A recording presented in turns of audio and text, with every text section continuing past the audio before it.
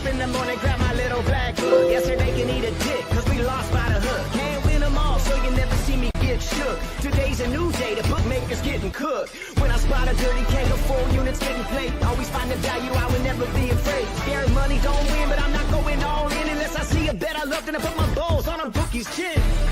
Let it all soak in, doubling my bread, winning money with my friends. If you got the itch and you wanna go big, follow Sharpie bets and you gon' really fucking win.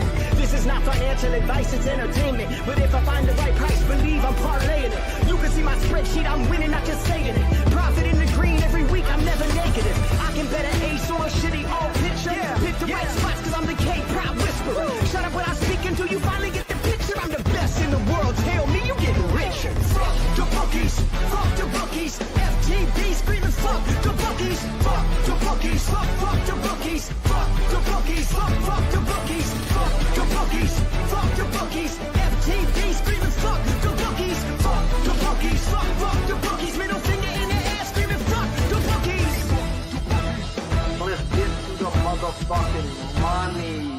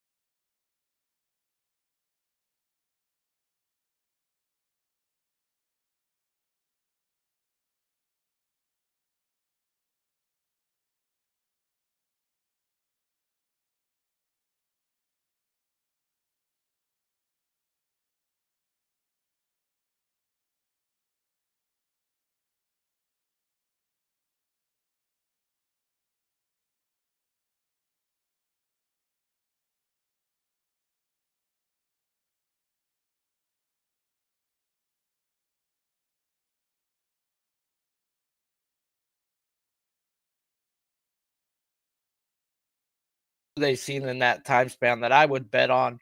And we got Rodon. Why the hell did that just happen to me? Hold on. I shouldn't be on a full screen, so I don't know what the fuck just happened to my back. Mike's fucking with the back.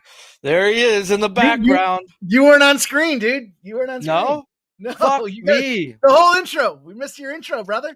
Oh God, that's what happens when Sharpie takes a fat gravity, runs all the way back up the stairs, realizes he's got to fucking piss. And you know what? I was going and flowing. You know what? I needed that type of restart though, bro. Cause like yesterday, guys, I don't even talk about yesterday's usually. You know, that's just life. I build a bridge and get the fuck on over it. But I also tell you, I'm a fucking chaser. So when I lose like on a regular day, times that bitch by 3. Cause I chased. I like to fucking chase for some reason. I don't know how to leave shit alone after I bet it. And it's not good for my bankroll at the time. But yeah, we got a lot to talk about today. Sorry, guys, that I wasn't on screen. Appreciate Mike that he has controls and came through and hooked everybody up. But yeah, it's now time to talk baseball. We've got 6 guys we're going to talk. The games we're not going to talk is Sanchez and Padres, as it's got 50 to 100% thunderstorms. I can't fuck with that. I did want the Padres team total under for 7, but unless it shows we can get in, I am not. I did want Flaherty's over versus the Chase in the Nationals lineup, but that as well is showing 50 to 100% thunderstorms. And unless Keith Roth on Twitter says we're getting a full game in, then I'm not fucking around with those 2 games. The 6 guys we are going to talk about: Max Fried, Joe Ryan, Shane Baz, Jacob deGrom, Yoshinobu Yamamoto, and Edward Cabrera. First guy on the board is going to be Max Fried, Blue Jays. Morning line, they opened him up 5.5 plus 115 on DraftKings. It's now 4.5 at a minus 146 on Fanduel. Pitching outs 18.5 plus 135 to the over, whereas earned runs are at a 1.5 minus 150 to the over. Projected lineup is 8. It's no longer projected. Lineups are out. 8 righties, 1 lefty. As it is Canada Day for you Canadians out there. Appreciate you guys as well for tuning in. Fried gets the Blue Jays, who over their last 200 plate appearances versus lefties are walking 1% better than league average, not striking out third best in this time span at just 15.5% of the time, yet have the worst ISO in the time span. So I go look back at who they've seen, and Rodon last night went 5 innings, 2 earned run, just 4 strikeouts, where they didn't get Crochet versus Boston, then a series versus the Guardians, White Sox, Diamondbacks, all who don't have a lefty. I'm looking to back. Yet, Eduardo Rodriguez did go 4.1 innings and only give up 1 run. Now, they did have a series with the Phillies in this time span. Chris Sanchez, 7 innings of 2-run ball with just 5 strikeouts, while Ranger Suarez went 7 innings of no-run ball. So, yes, for years, it's been tough to hit a K prop versus these Blue Jays when running a left-handed pitcher. My theory is if you're a fucking dog, you can bet them for 1 per inning, and that's max. Like, this is just how they've been. What they weren't over the past few years is this ass versus lefties, guys. They used to hit lefties. They ain't hitting lefties, and when they've seen the dogs, they've got fucking bit. So, Fried, guys, in his 4 games versus the Jays in his career, has gone 6 innings or more in every game with allowing nothing more than 1 run in a game. Take that with Weaver and Williams, guys, didn't pitch last night, and I'm right back where we started yesterday. Just this time, it's a bigger bet, as I have $100 to win 75 on the Blue Jays team total under 3.5 at minus 135. Now, when it comes to his K prop, I've used it sparingly, as I wait for teams who are bad at zone contact and chase contact. The Jays are not that. And the last time Fried ran into a team like this, he shoved, went 7 innings of no-run ball, but he only had 4 strikeouts, as well as a game versus the Jays back on April 25th, where he went 6 innings of no-run ball, yet had just 3 strikeouts. So 2 of his worst strikeout games have come versus lineup like the Blue Jays. Yet if you think it's a flat-out under, I feel you, but the metric said that versus the Padres and the Mets as well, and he had 8 in those games. So, yeah, gun to my head, if I have to bet a prop, I would say take his outs over before his strikeout prop over, as I think he needs to go 7 and maybe even longer to get that number. But now that it's at 5, I could see, like I just said, 7 innings, 4 strikeouts. So, I'm on the Blue Jays team total under. I think Max goes 6 to 7 innings, gives up 2 runs or less, and then hands it off to Weaver and Williams. And I like this spot. Yesterday, I only won a $50 bet on it. Yes, I lost it, but Rodon struggled in his career versus the Blue Jays, where Fried has dominated them, and they're not hitting lefties. It's just a recipe other than fucking it being Toronto Day. And if they want to juice some balls for these Canadian fans, then yeah, I get fucked. But Fried shows up and catches my under 3.5 for me. Next guy we're going to talk on the board is Joe Ryan at the Marlins. Morning line 6.5, minus 118 on Fanduel. It's now minus 115. Pitching out 17.5, minus 190 to the over. Earn runs 2.5, minus 160 to the under. Terrible, huh? That's all that weed, cigarettes, and PCP I used to smoke. All right, then.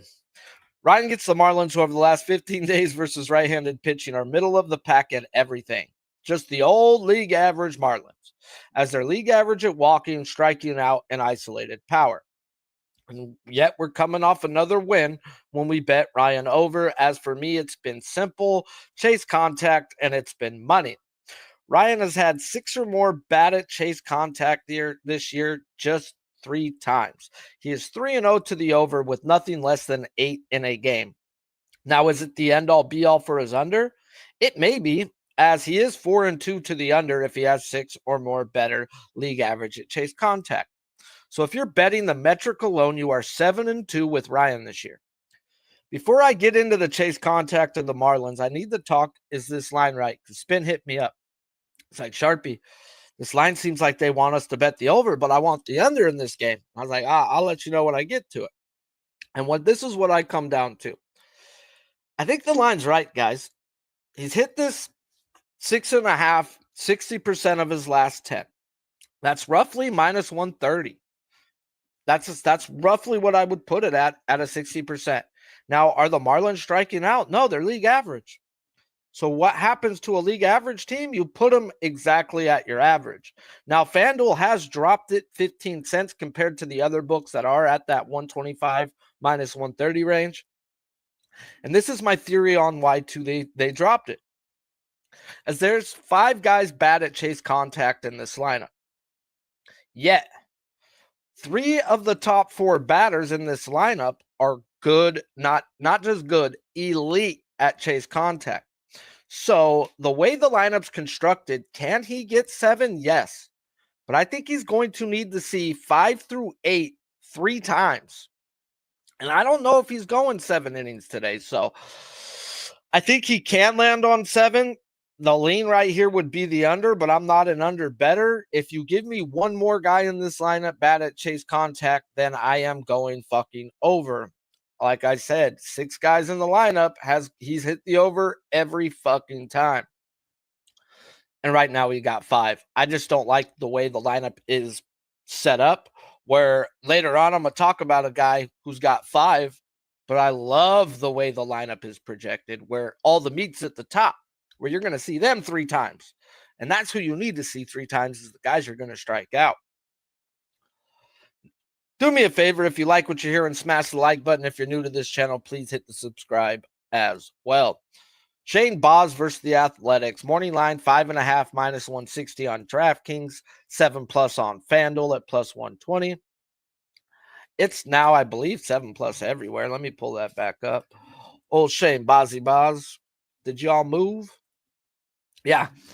He's 6.5 plus 125 on MGM now. There is no more 5.5s on Shane Baz. Baz gets the A's, who over the last 15 days versus right-handed pitching are walking 1% better than league average, striking out near 25% of the time with a bottom 4 isolated power. And I got cooked last night with old Raspy in the same situation Baz finds himself today, as I use zone contact for both of them.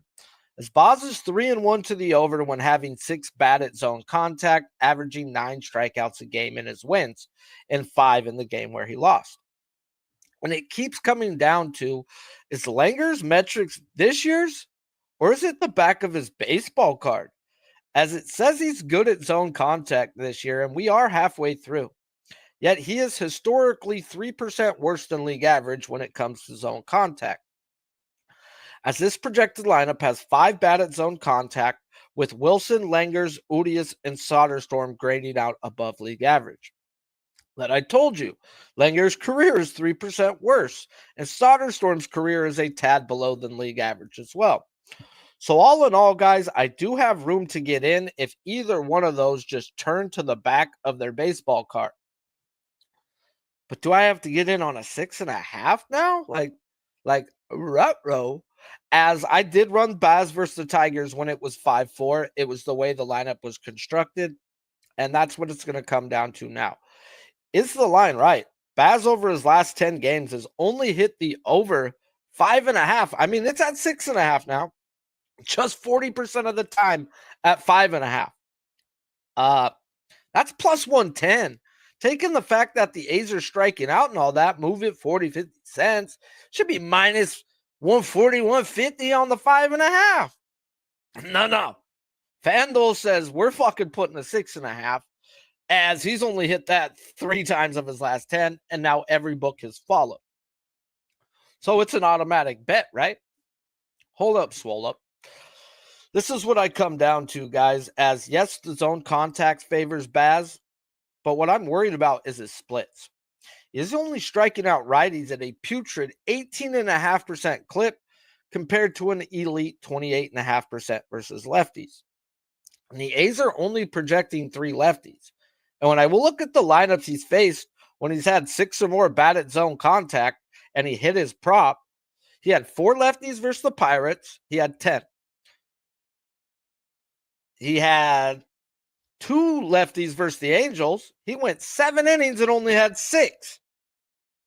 And then he dominated the Red Sox with 11, who ran 5. So just right there, it's telling you the more lefties, the better with the zone contact. The less lefties, he can pitch well, but the strikeouts may not be there. And I don't know if I'm willing to go on the 6.5 right now where it's at. But what I am willing to do is get in on this first 5 under 4.5 at -105. The 4 games, guys, where he's faced teams with bad zone contact, he's had a quality start in 3 of them with not allowing more than 1 run in 3 of those games. So we have an A's team not hitting, a projected lineup that favors our guy Baz. So this might be a same game parlay for me as well, guys. And I might bet the 6.5 once the lineups come out, but it'll be a smaller bet. But I then looked over at who was pitching on the other side. Old G. Hoffrey Springs, fellas. And he was traded from the Rays to these Athletics. And he is a middle of the rotation type guy. Yet, the Rays are not hitting lefties. They're bottom 5 isolated power. And when I looked at Springs has done this past month, when he's faced teams not hitting lefties, he's had a quality start in both of those games, going 6 innings or more with nothing more than 1 run versus the Royals and the Guardians. Both teams I pick on with good lefties. Not saying he's a good lefty, but he's proving versus these bum teams, he shows the fuck up. So if they both show up, it's an easy under 4.5. If one shows up, we still get there. I think they both show up in this spot today. I will be looking at betting Boz and strikeouts once the lineups come out. Another guy I'm looking to bet today is old Jacob deGrom versus the Orioles. Morning line was 7+ -152 on Fanduel. It's now 8+ at +116 on Draftkings. All have moved to 7.5 at plus money. Pitching out 17.5 -185 to the over. Earn runs 1.5 -135 to the over. Projected lineup is 5 lefties and 4 righties. DeGrom gets the Orioles guys on a back-to-back where he went 7 no-hit innings before giving up a hit and being taken out of the game on just 89 pitches as they were up 7-0. And normally, guys, after 6 innings, if you have that type of lead, if you don't have a no-hitter, you're being taken out the fucking game. Like, they're not going to just burn you out for all shits and giggles. Now, I did think the line was off by about 20 cents last week. And I pulled him down and I took him with the team total and cashed. But either which way, I've come to realize if I'm within 20 cents, that I just got to go with it. I'm not a bookmaker. I'm not perfect. But if I'm within 20 cents of where it should be and that's the way I want to go, more often than not, it keeps telling me that I'm right. Now, this line's moved to a 7.5. Fanduel was saying, hey, we do not change numbers on a back-to-back. Every other book was refusing to, they changed the number. They're saying, like, fuck you. We don't want this action. Go ahead. FanDuel ponied up and said, you know what, bro? Maybe they're fucking right. And if the books are pointing the way, there's only one way to go. Now, I wish the juice was still there so I could have paid it, but I'm still looking to bet DeGrom today. And let's talk about why. We have a team right now just striking out 22% of the time, crushing the ball with a top 5 isolated power. When I go back and see who they've seen, DeGrom obviously shut him down. And then Taj Bradley got baptized both times by this team. I bet him the first. I stayed off the second. I think I'm done betting Taj, guys, as this splitter is so abysmal that it's just carrying a 24.5% whiff. To last year, it was 34%. So Taj ain't the same guy. I can't say Taj is a dog. So, okay, you baptized the guy who's just not who's pitching way below where he's supposed to be at. Cool. So I go look. They face Rasmussen. He's a stud. 5.1 innings, 2 earned runs, 5 strikeouts, and they keep him normally on 80 pitch counts. Then like I said, the DeGrom game. So other than that, they really haven't seen any guy I'd bet on. Yet I did notice Pepio, a guy who pounds the zone like DeGrom, had himself an 11 piece. So all in all, guys, it comes down to zone contact for me with this man. As of 3 games this year, he has seen 6 guys or worse bat at zone contact, not on a pitch count as he was on the pitch count early in the year. He is 3-0 to his over, having 7, 9, and 10 strikeout. So that there tells us, guys, if we get in, we just need the freaking zone contact. But yeah, it comes down to we have 6+ worse than league average at zone contact. So give me this fucking lineup, and I am looking to get in on this man today. As one of the guys who's great at zone contact has struck out 3 of his 6 at bats. And if he gets O'Hearn, then that 10-11 is definitely going to be there. So one of my rules on betting guys on a back-to-back is obviously the books don't change the person's numbers. If they do, you got to follow that way. And the other rule is if the guy has a career day the first time, I got to look under. If he has a shitty day the first time, I got to look over. If the guy has a normal day, I can go right back to him, and that's where we're at. DeGrom had a fucking 7-piece that day, 5 days ago, where he's had above 7 in 3 different games this year, and I believe this week, today, is going to be another one of them.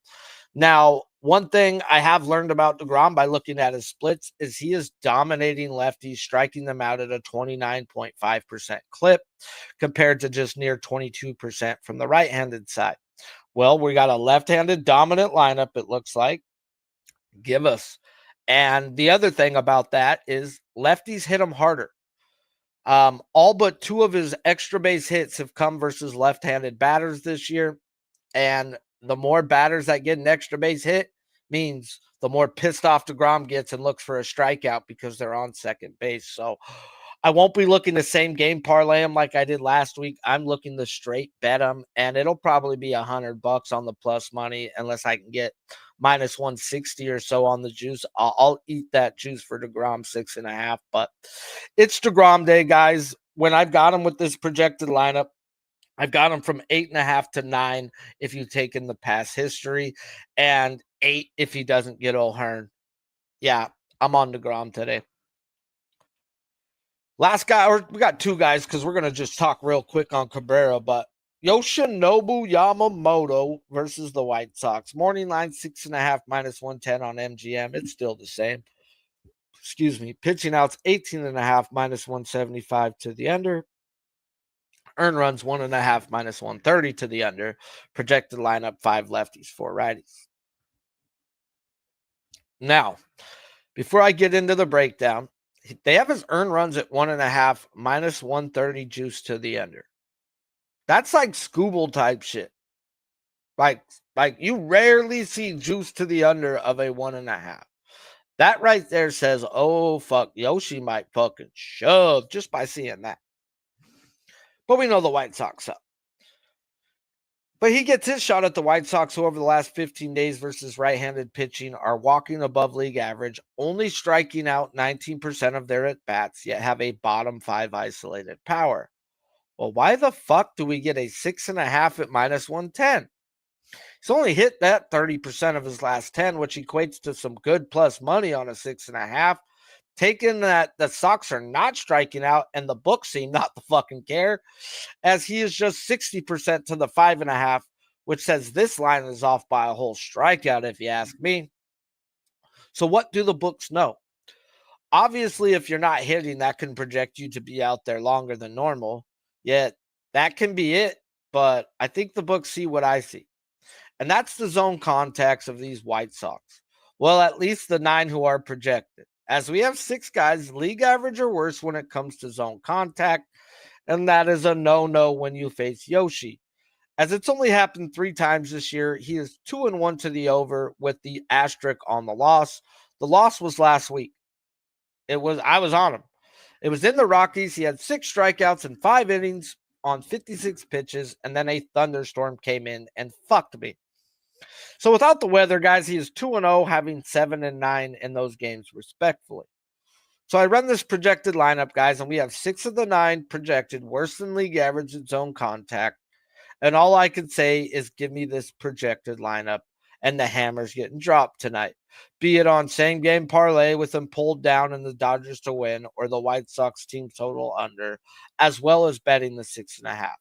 As always, I need to confirm lineups, and will tweet out the action I pull the trigger on once it comes down to it. I do got him for 7 at worst, with the only guy not striking out being Meredith, and 4 through 9 in this lineup can strike out every fucking at bat. So this may be a day of days for Yoshi. Just give us this lineup, por favor. Last guy I'm looking to bet today, guys, is going to be Edward Cabrera.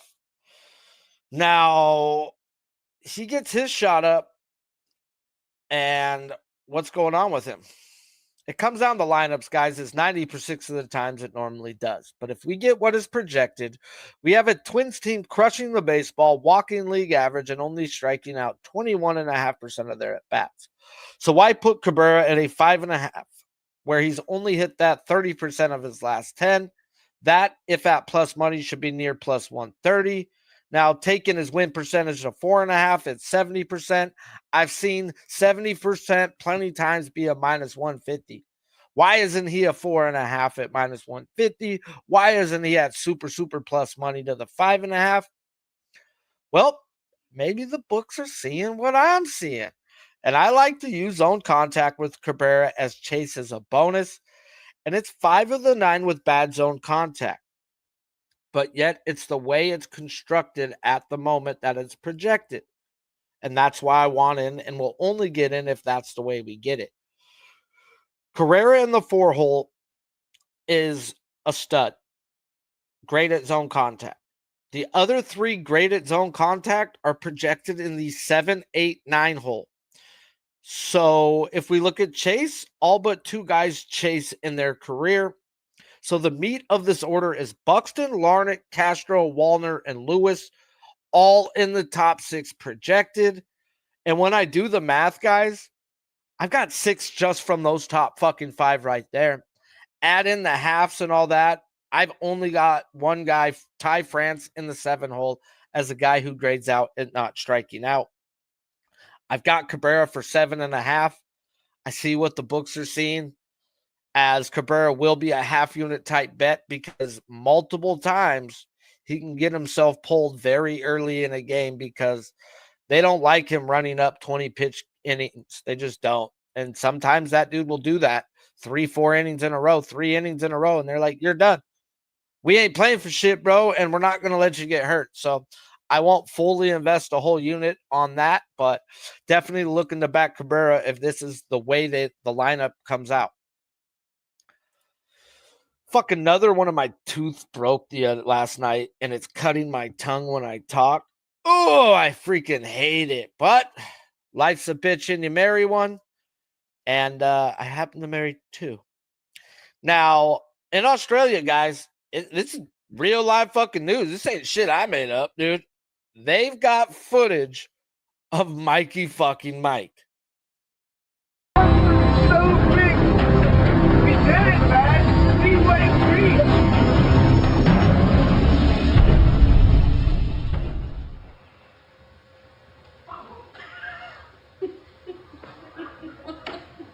I am never going back in the water.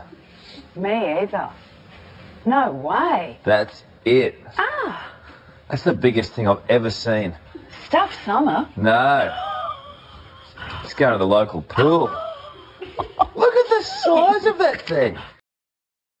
Dude, every time I see that, it reminds me. I probably told the story before about being in Hawaii, and we were sitting around late the first night we got there, like you're jet lagged and everything else. And so I brought the bottle of whiskey out, borrowed a couple of the floating inner tubes that they had. And a couple of my buddies and I were just sitting out in the ocean looking up at the moon.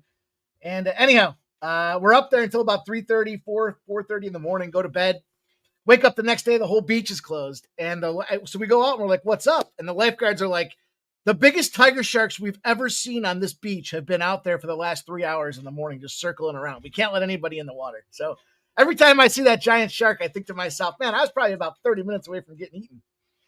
Man, I'm afraid to go into the ocean, bro. Like I've had so many nightmares of that's how I die. So I'm afraid to go out there and then fucking actually let it happen to me.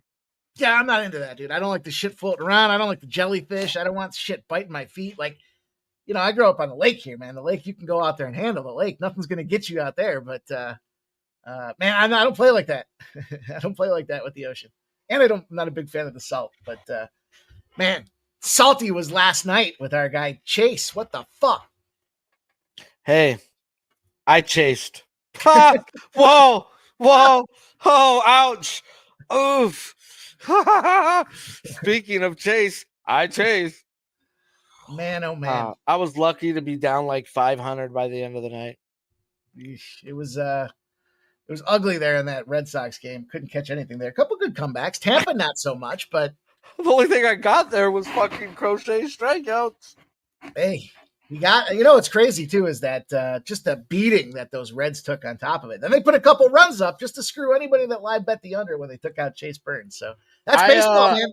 I took crochet 8+ and -4 for like 200 live because I'm just stupidly losing money. Like I lost fucking 500 on Rasmussen chasing.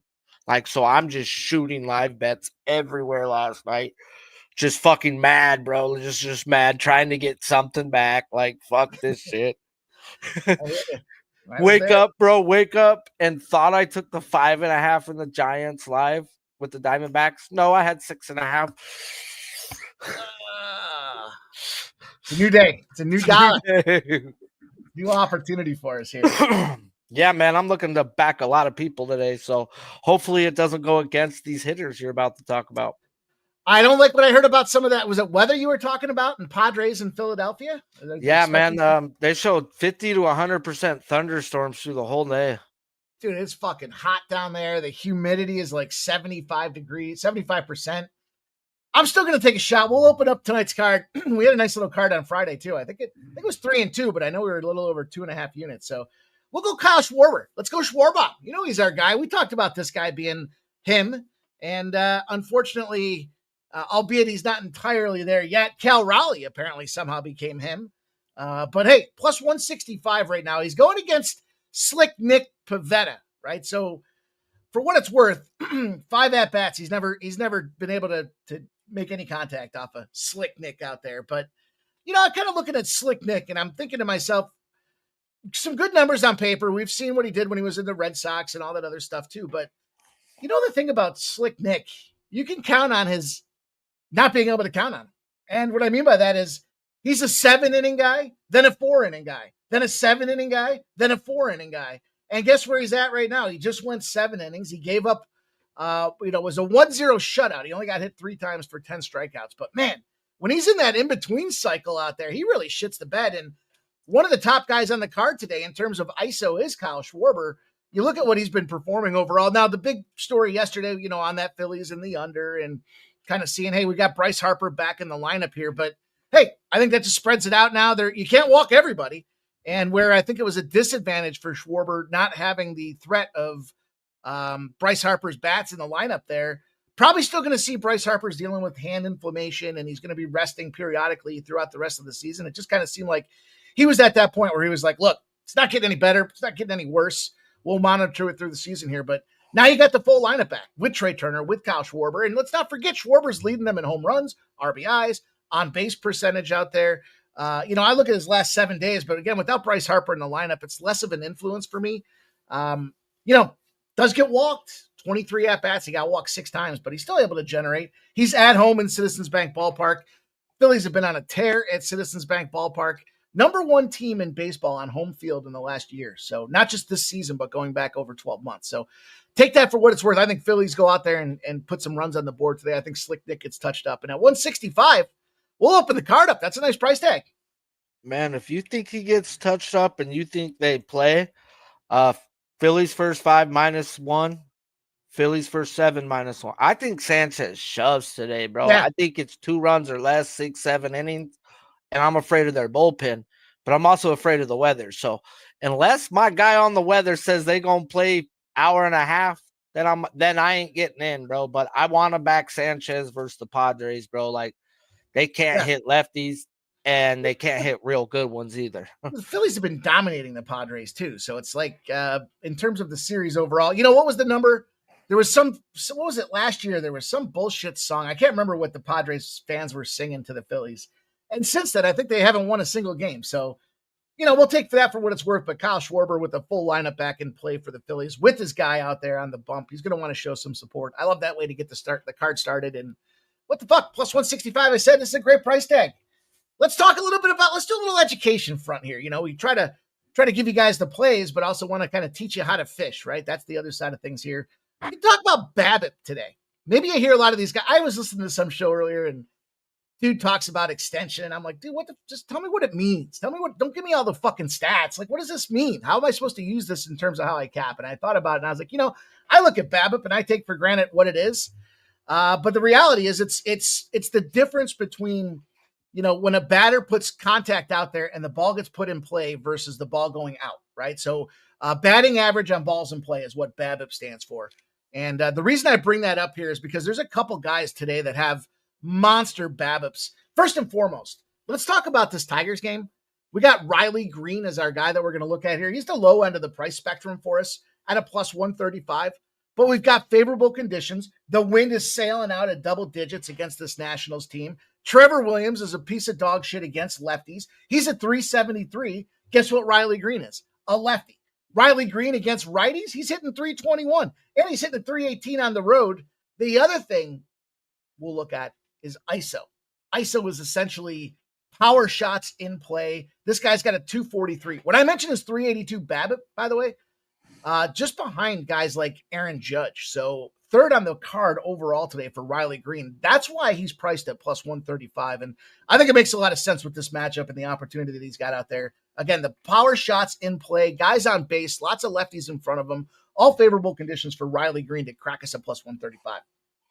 Yeah, I use isolated power a lot. That's something that I've come down to realize that it works for me. That's like the one hitting thing that I look at because I'm like, okay, this is what I've realized when I track the way I track it. This does work for me. So ISO, you'll always hear me about how that's the one hitting product that I talk. ISO. And then shout out to Dave Cohen. He passed away, bro, way back from Wager Bets. But 5 years ago, he said he was giving out a tip, bro, and I wrote it down, and it's helped me so fucking much. Labeling pitchers 1 through 5. If the MLB does it, why aren't you grading them out? Why don't you know who's your 1s, who's your 2s, who's your 3s? And that's why you'll never hear me say I bet on bombs, bro, because I started realizing I need 1s and 2s. Those middle of the rotation guys don't work for what I like to do. I like to look for league average numbers versus dogs. Sure. That's what I'm looking at. And that don't work versus league average type guys. I love that you say that because I talk about that regularly, the stable of pitching staff out there and why the good guys are really exceptional isn't just because they're great pitchers, but they're the number one guy. And typically if you're playing mediocre teams, their number one guy is probably a number 2 or a number 3. And especially when you start getting injuries in the lineup, like if that number 2 gets injured at a team's lineup, now they got the 1 and the 3, and the 3's playing the 2, and he's not matching up like a true 2 against the other 2, and that means you're going to go bet on the other team out there and get that cash, man. That's what I like. Let's go. And 2023, I just pulled my book that was sitting from the side. I have 67 pitchers that I bet on that year. Number 1 at the top of my list is Spencer Strider. At the end is Shane Bieber. I bet on dogs, bro. Like what the fuck? Bieber's at the end, bro. That's where the money is at for me, bro. Like, and finding their bounce back spots. Certain guys, fuck, bro. If they get lit up, woo, just bet them the next time. I got 3 more for us, man. I'm going to go Los Angeles Angels opportunity here today. Kind of a little unique spot on the card because, we talk about teams and having guys back in the lineup here. And Mike Trout back, ready to roll. I'm not sure what the weather looks like here. And I'm not even sure now what the pitching side of things looks like. I thought I saw a change. Fuentes now going to be the guy on the Brave side of things here. This guy's a pile of shit. He's got a 10.8 ERA. He's not, I guess, was he going to be an opener maybe at best out there? I'm not saying go bet the farm on the Angels, but you got some really tremendous opportunities here, and a lying in the weeds candidate, I think, today. Joe Adele is priced at plus 165. Adele, whatever. Fucking Angels are crushing righties right now. The last 7 days, just kind of this current form of what's happening with hitters. They're second overall in Major League Baseball. Not a surprise to us because we've been talking about this Angels staff and what I like about their pitching. Kind of under the radar, and that's why you see this guy's priced at 165. WRC plus a second. OPS is a 942. That's second. Talk about the power of the ISO numbers. They're fourth in baseball. All things point. And then, by the way, to get RBIs, you need teams to score. They're 6.8 runs per game over their last 8.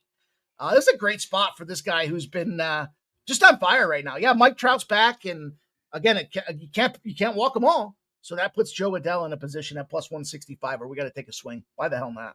Man, Joe Adele. That guy used to just mark him down for a fucking 3 strikeouts a game. It's funny because I wanted to take, not that it's the strikeouts, but I was looking at, James Wood. You got to look at this guy with the Nationals here. And, we talked about it last night live. This dude got walked 4 straight times. First time since Barry Bonds that's happened out there. But, think about that. He's got, I think it was 8 hits in his last 16 at-bats and 4 walks on top of it. It's like, dude, there's no value. This guy was the chump change added in on the Soto trade. Yeah, crazy. Talk about either, that's kind of where baseball's got that, feed me now philosophy, right? Like there's only so many places that guys can sit on the bench. And if you got talent, sometimes you got to make a hard decision and trade away a guy that's just a year or 2 away. And fuck, man, Soto's been on 6 teams since then.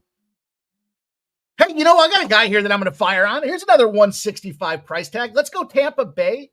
A lot of action in this series, albeit a lower scoring game yesterday, and they fucked me on that -1. And you talked about your guy out there too. I mean, it is what it is, but batting doesn't make a difference. Batting don't care. What'd you get Adele at? My bad. What'd you get Adele at? 165. Okay, go ahead. What I learned from the RBI contest is the 165 seems to be the new sweet spot. Last year it was like 145. This year it seems like they've moved us up 20 cents. Johnny Aranda, this fucking killer, is truly a killer out there. When I mentioned, kind of BABIP, right? This guy's I mentioned number 3. We have Riley Green. Number 2 on the card, Johnny Aranda, 414. The only guy that's in front of him, Aaron Judge at a 432. So when you start thinking about that Mount Rushmore, if you will, of great hitters right now, this guy, Johnny Aranda, qualifies and then some. He's got 4 RBIs in his last 7 games. He's got 1 yesterday in a spot where they were struggling out there. It kind of reminds me a little bit of Jazz Chisholm when I was kind of giving some grief and saying, the Yankees are in trouble because this guy's the bat that's kind of kickstarting your offense out there. But look, it's Johnny Aranda. 373 batting average at home, 439 on base percentage out there, second highest BABIP, as I mentioned. And again, that 165 sweet spot, we're going to get some runs. We see Tampa's in a terrific bounce back spot. They're in that little baby ballpark out there. Do they see the under again today? Not sure, but I'm willing to take a shot at plus 165 again to go Johnny Aranda. See him go RBI for us and make some big scores on these things. I hope he does that after the 5th inning, personally. Yeah. He's got no experience. I'm on the under 4.5 first 5 there. I just Springs versus old team. He's dominated versus lefties that haven't hit. And they're not hitting lefties. ISO wise, bottom 4. So one of the plays I was looking at was between these 2 teams in that first 5. Only one guy on both lineups has any kind of success at all, and it's 1 hit, by the way. Everything else is zeros. They've either never seen the pitchers or they've had 3 or 4 swings at him and they just haven't been able to connect. Shea Langolier is the only guy that's got 3 at-bats, 1 hit on Shane Baz. Otherwise, everyone's literally zeros, not just an exaggeration of zeros. That first 5 under 4.5 looks like a nice play. So I usually don't bet on bums, like I said.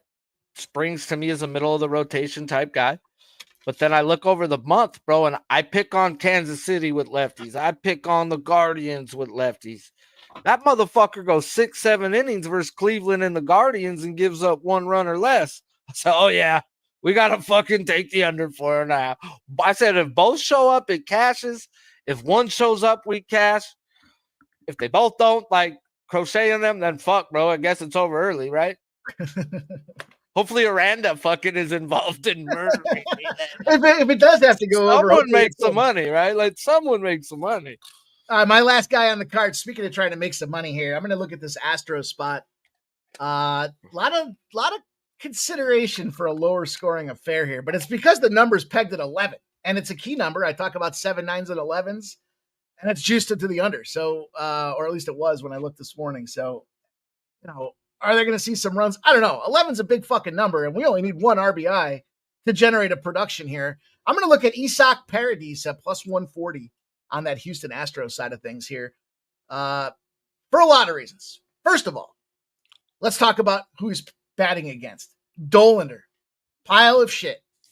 3 hits, 3 runs, 6 hits, 2 runs, 6 hits, 4 runs, 8 hits, 5 runs. Now we know 2 hits, 2 runs. Houston's been a lower scoring team. That's at their ballpark. We've seen especially that Phillies series. They only let up 1 run total. I think there was 7 runs scored in that 3-game series between the two teams. But this is Coors, not Houston. And you got Dolander. What do you know about this guy is he's letting ducks on the pond. So if you're going to put him out there, you got to give me a guy, despite the fact that his numbers don't jump and pop off the page. The reason he's priced the way he is because they're telling you this guy's going to have runners on base. And look, the things that are most important when you talk about some of these things, when he's got runners on base, his OBP 392, he's getting 2 out of 2.5 out of every 10 at bats. He's getting on base. And he's got 35 RBIs when there's runners in scoring position. That's amazing for this dude out there. He's generating offense. His OPS numbers when there's runners on in scoring positions with 2 outs. So think about that. We need it. They're on the base, and there's 2 outs already. He doesn't fray. He's a 967 OPS. The guy's a fucking monster. And he's playing against a guy that should be putting those ducks on the pond. So the reason he's priced at plus 140 tells you this guy's got a high probability of generating and scratching a run across the line, if not himself going yard on that thing out there. He doesn't shy. He doesn't look away when the pressure's high. And I don't expect there to be a lot of pressure with Colorado, but I think he's going to look at an opportunity to lick his chops and smack down on some ribeyes here for us today. So we'll take a plus 140 for Isak to close out the card there. Bro, you can actually say Isak's name, and it's so funny listening to, I forgot what game it was in the Astros the other day. They're like, we're not even going to try it. We tried. We're not being rude. I don't want to butcher his name. We're just going to call him Paredes. I'm just like, dang. Not even going to try. I know what that's like, man. We do that with the UFC. Get a lot of flack from guys about how we enunciate these names, and it is what it is. But sometimes I think you just got to, I try to let you know sometimes I'm not trying to be rude about it. Like, I'm just letting you know if I listen to baseball on the radio. So more than often than not, these announcers for an hour before the game are trying to learn the right pronunciation, how to say it the right way. And that's a name, bro, where it's like, they're like, no way. We're friends with one of the ring announcers for one of the MMA events or one of the MMA circuits. And when we go and watch the events there, I always ask, I'm like, dude, how do you fucking figure out their names? And he's got the card, right? So like when he's reading off the cards and he's got it like phonetically spelled out, he's like, dude, I'm interviewing these guys before the fights. He's like, I'm asking them, how do I say your name? And because it's very important, obviously, that the main event ring announcers get it right. But it's definitely something that everyone's got to focus on out there. It's tricky, man. Some of these guys, you got to say it right to make them pay it right. So that's my philosophy here. So lineups came out for the Twins. I don't like how Lewis got moved back. So that's going to keep me off Edward, but I'm still going to be dumb. I'm looking at something over there. I'm like, dude, these top 3-4 guys, bro, he can murder. So I was looking at 2 or 3 strikeouts in the first inning. It's just something I'm going to personally probably bet $10 on each. I don't care. I come $10 in a napkin. If he strikes out the side or gets 3 strikeouts in the first inning, it's plus 850, bro. That $10 is gonna pay you decent. Sure. And if he gets 2, you get your money back plus $10. What the fucking do? And if he doesn't, you lose $20. But I think the action's gonna be on these top 3-4 guys. So he can get 2 strikeouts, give up a hit, and then another strikeout to Wallner. That's still the first inning. There he is. I was looking at some Xavier Edwards today. I think, did you say Edwards or you said Edward Cabrera? Edward Cabrera. Xavier Edwards grades out as a guy who's not fucking striking out to Joe Ryan. I saw some over trends on that game too, so that'll be a fun one to kind of cap and dissect later on. But we got the live show, right? We're gonna pop off 7 p.m. Yep. Live bet stream. You're gonna do your show, and then we're gonna go stress some baseball. I'm just not gonna fucking put a fuck ton on one game. So hopefully we start off the day right on Canada Day, and we're not blaming Canada for why we lost. Blame Canada. I was going to bring that off South Park and put it on here today, but I was like, fucking why? I'm not. Probably get sued by South Park or some shit, but I'm on that. That's the only bet. Or I've got 2 bets in right now. I got to win $50 on the under 4.5 as I'm looking to back Buzz in other ways in the Oakland Athletics first 5. And then I'm on the Blue Jays team total under 3.5 at minus 135. $100 pays like 74 or 5, some shit like that. Looking to back fucking Yoshi and DeGrominator. Those are looking like full unit type bets, 150 on them each. Just waiting for the lineups. And that Yoshi game will be when I'm laying in my fucking bed tonight. So y'all won't see me sweat, cry, bitch, or moan. But I'm sure it's amusing to some. It's not amusing to me. Mike and Mike, let them know what you got going on, where they can find you. We're rolling, man. Big night tonight, 6 p.m. You'll see me pre-gaming. Going to go out there, get that money. We'll break down the card. We'll talk some WNBA plays as well, and maybe talk a little tennis. I think I got a soccer play out there for the FIBA World Cup, whatever. We got some action tonight, so you can find me at 6 p.m., and then we'll be live at 7, enjoy a couple drinks, and sit down and watch some baseball and yell cuck at the screen until my fucking neighbors complain. Man, yeah. Ugh.